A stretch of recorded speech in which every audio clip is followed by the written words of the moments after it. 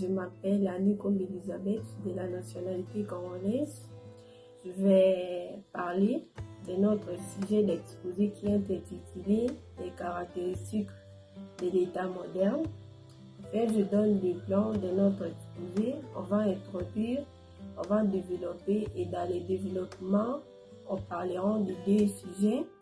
C'est la monopolisation de la violence légitime et l'institutionnalisation du pouvoir. Je passe directement sur l'introduction de notre exposé.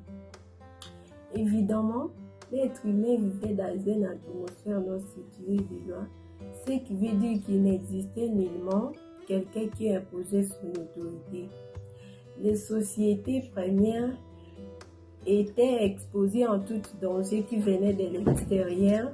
C'est ce qui amenait contrairement l'existence de l'État moderne dans le but d'assurer la paix et la cohésion en institutionnalisant le pouvoir et en établissant les règles permettantes. Ainsi, selon le dictionnaire juridique, l'État moderne désigne une unité souveraine formée de populations vivant dans un territoire défini et reconnu comme une organisation juridique et politique de la société internationale.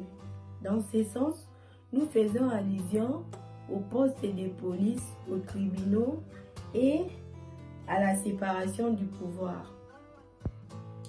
Il convient de se demander de quelle stratégie se lance l'État moderne pour maintenir la paix et la cohésion sociale. Comment se manifestent les recours à la concrète physique et l'institutionnalisation du pouvoir? À quoi s'agit-il? Je viens d'annoncer les problématiques. Maintenant, on va passer sur l'annonce du plan.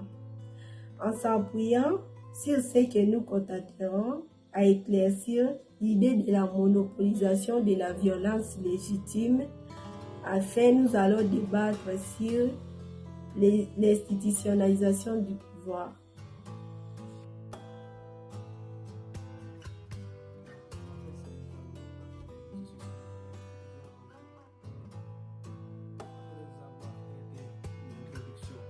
Nous allons procéder au développement. Notre développement se porte sur deux concepts. Le premier, c'est la monopolisation de la violence légitime, et le deuxième concept, c'est l'institutionnalisation du pouvoir. D'après Karl Marx, Max Weber, l'État a un moyen spécifique qui est la monopolisation de la violence. Dans un territoire national, c'est l'État seul qui a l'autorité ou le pouvoir d'imposer ou de s'imposer, d'imposer sa volonté ou de s'imposer. Aucun autre groupement ou individu n'a le droit de faire ce qu'il veut sans l'autorisation de l'État. Concernant l'institutionnalisation du pouvoir, c'est l'établissement des lois. Dans un territoire, comme on le savait tous, il y a des lois qui régissent les hommes pour maintenir la cohésion et la paix sociale. Nous allons revenir en arrière un peu sur la monopolisation de la violence légitime. Concernant la monopolisation de la violence légitime,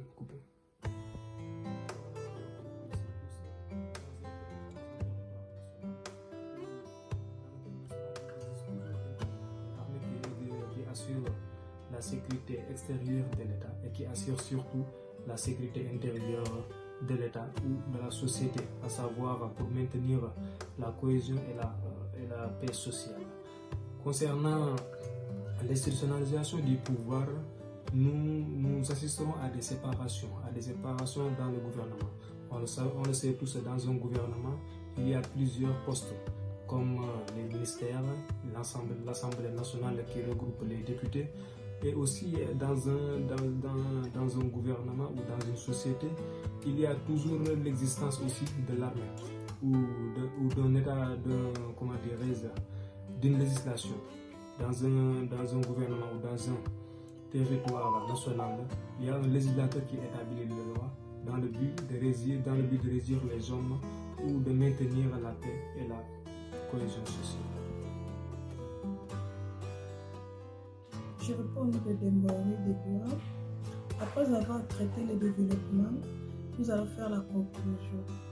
Actuellement, différents pays du monde sont rendus plusieurs solides par la force de l'État, étatique que l'évolution de l'État et du par sa manière de gérer et par la façon de les procéder, accorde par la manière de traduction